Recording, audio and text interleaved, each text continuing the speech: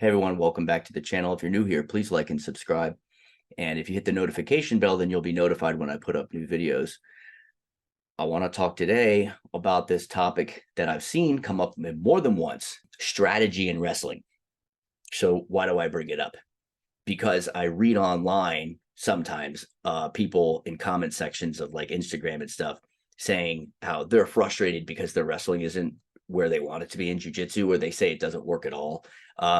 And they're like, well, wrestling it doesn't require any strategy like jiu-jitsu does. It's just about aggression and energy. And I'm like, dude, tell me you don't know how to wrestle without telling me that you don't know how to wrestle, because that's not true at all. But let me try to give you an ideal match. Okay, so in college was when I actually started learning about strategy, because my head wrestling coach, Brian Reardon, was a phenomenal strategist. Okay, my assistant coach was Andy Seras, who was head coach of the Olympic team, and he obviously had great strategy too. But Brian was like where I really learned how to think about what an ideal match is going into it, and then that was a really cool way of knowing like how to set things up, and then if they didn't go that way, like where you turn the gears. Okay, all right, so let's try this. So this is going to be a collegiate wrestling match. So you're going to have to keep riding time into account. I'll tell you how that works in periods. Real quick, collegiate wrestling is a 7-minute match. The first period is 3 minutes. Then there's two 2-minute periods. Okay, so first period's 3, and then 2 minutes the second period, 2 minutes for the third period. Okay, and in college wrestling, there's riding time. What that means is that like if I take you down, when I'm in the position of control, right? So like if I get a takedown, or if there was no takedown first period, and like let's say I start from top in the second period because you chose bottom, right? I start adding a clock to my progress of being on top. Okay, so in other words, like the whistle blows and it starts counting 1, 2 as the other clock is going backwards. Now keep that in mind, because like let's say I take you down and the clock starts and I have 30 seconds of riding time, but then if I choose bottom, you're going to start erasing that riding time. Now the reason that this is important is because if you have 1 minute of riding time at the end of the match, you win. If the score was equal, you win because you get an extra point. And it can really help you if you like. It can send you into overtime. If it was 3-3 and you go into overtime, I'm sorry, if it was 3-2 and you get the riding time point, then you go into overtime at the conclusion of the regulation time of the match. So riding time is huge. It can really work in your favor. So having said that, okay, let me explain what an ideal match is. We are matched for skill and everything else. Everybody's going to be in good shape in college wrestling. You're matched for skill. Okay. So if we're matched for skill, then this is an ideal situation in the way that it would probably play out.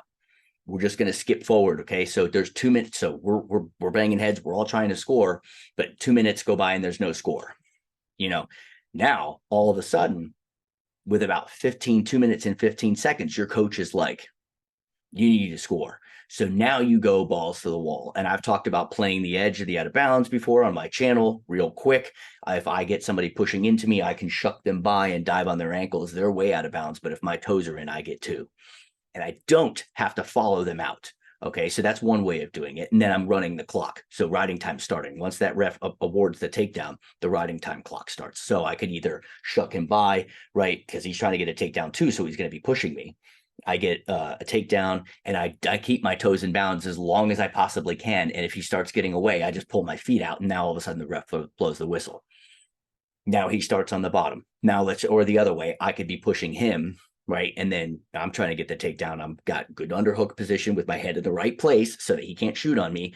And I'm pushing. And then let's say he pushes back. I snap him down. I spin behind, right? Either way, the clock starts in my favor. Now let's say that it took me 15 seconds to get that.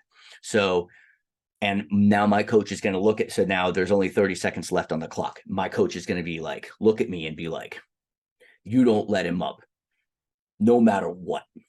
This is a life or death situation. That's how you treat it. I'm not letting him out. So he's going to, if he stands up, if he manages to get to his feet, I'm going to mat return him harder than last time. Okay, I'm going to mat return him so hard that every time he stands up, I'm in his head. I'm going to pile drive you into the ground. Okay, every single time.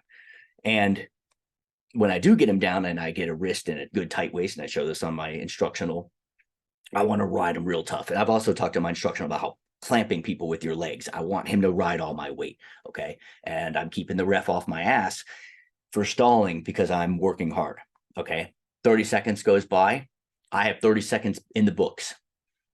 Here's what's going to happen. If he gets the coin toss, his coaches are probably, they're either going to say, go down because they need him to get the escape point to then get the takedown on me, right? That's probably what's going to have to happen. Or if I get the coin toss, I'm going to defer to him and then he'll probably choose down. So let's say that he does. If he chooses down, again, it's worth the energy. It's worth the energy to never freaking let him out ever. Okay. You need to get him. And I'm going to try to ride him as hard as I can to about 1 minute and 15 seconds. Okay. It's worth it because that could be the only point that's scored in the match. I don't freaking let him out. Now, after about 1 minute, 15 seconds, if it's impossible for me to turn him, then I start looking at my coach might be like, okay, now you can cut him. Now you might be like, well, why would you do that? Right? Why would you cut him? It's technically 2-1, right? In my favor. But if I were to keep my riding time at the end of the match, it's actually 3-1 in my favor. Okay. So let's say minute 20 or so goes by and it's just like, it's not worth the effort to hold him down anymore. I can cut him. Okay. So now it's 2-1. So now that it's 2-1, I'm going to play it pretty safe here. He's the one that needs the takedown, not me. Okay, so I'm going to play it safe. I'm going to play with my head in the perfect position. I'm not going to go reaching for him. I'm not going to go reaching for collar ties like everybody's doing in jiu-jitsu and entry-level wrestling. I'm not reaching for him at all because I don't want to give him my elbows to post, okay? Watch my videos on easy entry to the legs. It really does work. If I go reaching for this guy, I'm giving him my defense. Why would I want to do that? I'm going to keep my hands low. I'm going to walk forward with my head. And I'm going to make good positional control with my head and make sure that I am in an unbreakable stance. It's his job to get me out of it. And if he's reaching on me, he's going to potentially give me the inside control that I want. If I get the underhook and head position, now I can push him all day long, get the ref off my ass. He has to push back in order to engage or else he'll get hit for stalling. And then I can get moves off of him. But let's just say I don't even get a takedown. Okay, it'd be great if I did, but I'll say I don't. Whole 2 minutes go by and I'm able to not get taken down and I don't take him down because I'm not going to try that hard. I choose bottom now. Okay, so it's 2-1. I choose bottom, but I have over a minute of riding time. I have 1 minute and 15 seconds or 1 minute and 20 seconds. I think I gave you the example of a riding time. I need to get out in less than 20 seconds. Okay, I'm going to, and now keep in mind, we've been wrestling for 5 minutes. So when I got the takedown first period and then went into second period, I had to definitely put a lot of energy into holding him down. But now he's exhausted because I've ridden him for that amount of time and he's been chasing me and everything, right? So I have the advantage of we've already wrestled for 5 minutes. And if you've seen collegiate wrestling, it's a really ridiculously high pace. Okay, so I get out. Let's say I use what I taught, which, by the way, that's why I taught it on my channel, the collegiate stance, right? Or collegiate stand-up, which is first thing is I got to beat to the inside. I got to get hit. If his hand is under there, I've got to get it out. Okay. I get control of his other wrist, right? I push back into him. Okay. Now he's going to be trying to break me down, which is what people do in wrestling. And so that's going to allow me to stand up exactly like I show on my channel. I turn and I get underhook position with good head position, just like I show on my channel and on my instructional. And I really go into it there. And then now that I've got that head position, I can either go offensively on the underhook, which I probably want to do, or at a minimum, I can prevent him from shooting on me because I've got my head up in here. He can't do anything. Okay. He can't do anything. Okay. He's on the defense. So I can either run right away, which is what you should do off there, drop straight to the single is what I would do right off the underhook. Right. So I turn into him, get the underhook, got head position, drop down to the single. Right. And so either way, I'm getting the ref off my ass. It is now 3-1. So now, if he takes me down, he's got a major problem because he has to take me down and run the clock out to erase my riding time, which is going to waste time on him. But he's going to have to cut me a few times. I got the escape point. It's 3-1. Okay. And he has to chase me. I remember I still have the riding time. So it's technically 4-1 if I can keep it. Okay. And he knows that. And so he has to take me down and either erase the riding time or let me go to try to get another takedown. Now, keep in mind, we've already been wrestling for longer than 5 minutes and he's tired. And I know that. And I'm not giving him any position. And I'm allowed to stall at this point because if I get hit for stalling warning, big deal. I have to get hit for stalling twice in order to give up a point, which would only put it at 3-2. And so I actually can get 2 points. I can get hit with a stalling warning, stalling 1. I can actually get another stalling in 1. Okay, because in college it goes stalling warning, stalling 1, stalling again, 1. So I've given up 2 points, but it's 3-3, but I have riding time. So I could win that way. I'm not going to try to do it that way. Okay, but I'm going to keep super good position because if he takes me down and lets me up, then now it's 4-3, but then I have riding time, which will make it 5-3, right? If he doesn't ride out that time. So every time he takes me down and gives me a point to escape, I'm going to run the clock out. That's how you win a high level match. Okay. You can still give up a takedown because you're only giving up really 1 point because you earn 1 back. And as long as I have that extra riding time point, which I earned early on and then tried to maintain it by not letting him erase it on me, then I end up winning the match. Now, what ends up happening a lot of times is that this guy needs to score so bad that he's going to open himself up and he's tired.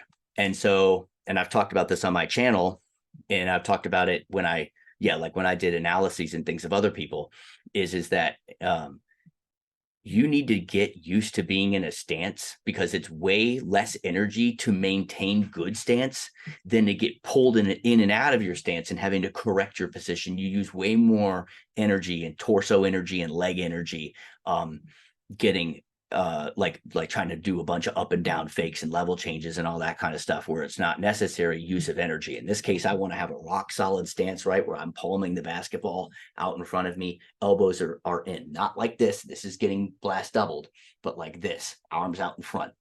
Okay. And I go into very much detail on this on my instructional. And I'm not going to have my head too low because I don't want to get front headlocked and have to carry his weight. Keep in mind that if we're now a minute into the third period, it's 6 minutes. And so you're tired, man. I mean, it's hard to wrestle at that pace. And so you be smart. Okay. And now you can win the match. And if I hadn't given up any takedowns, then I win the match 4-1. Yeah. I win the match 4-1 because I had a takedown 2, riding time 1, escape 1. He only scored 1 point. I could have given up a takedown, and I could give up several takedowns, but I'm still going to win on the riding time. It puts into perspective that there's a lot more to wrestling than just moves. There's a system and there's strategy. Okay. And when you are thinking about how to win a match in a jiu-jitsu tournament, there is definitely strategy. Okay. It's I know everybody wants to submit everybody and everything. And if you do submission only, then yeah, of course you have to.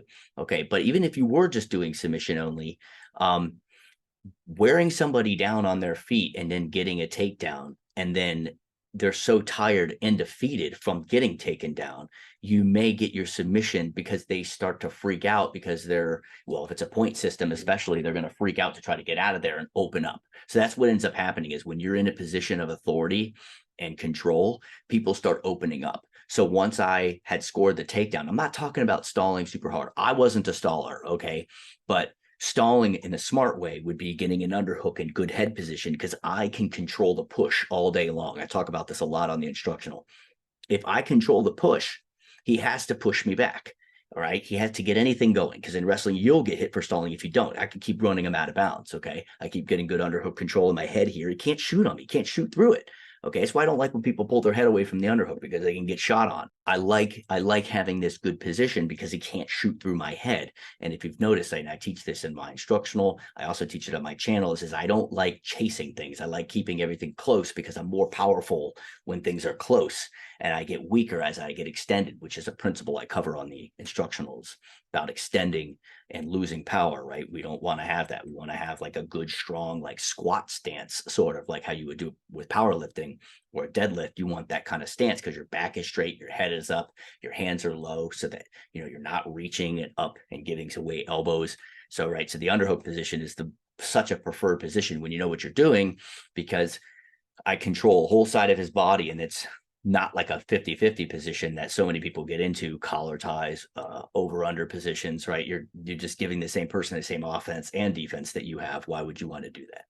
Okay. And so especially when I'm winning, why would I want to do that? Right. I'm already ahead.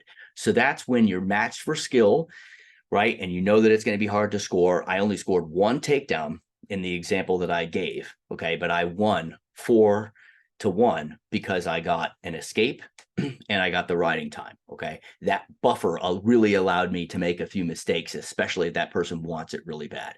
But if I don't violate my stance, if I do not compromise my stance, the chances of him getting me out of it, it's going to be very hard. He's going to open up in the process and probably give me easy entry to his legs, which is going to rip the clock away from him. If I get in on his leg, right, I am ripping the clock away from him. I'm burning up time. Okay. And that's what you want. You want to be smart. You want to have strategy. Wrestling certainly does have strategy, and it certainly is built off systems, not moves. Something that I talk about my instructional a lot is that you're learning a system, not a bunch of moves. Okay. Anybody can learn moves, but not know how to chain them together properly, not know how to deceive people into falling into traps, right? Not understanding how to control the body the way that the body's designed a certain way. And there are ways to make it weak, right? One of those is extension, but others to, have inside control on people, which is why I prefer the underhook that way that I do.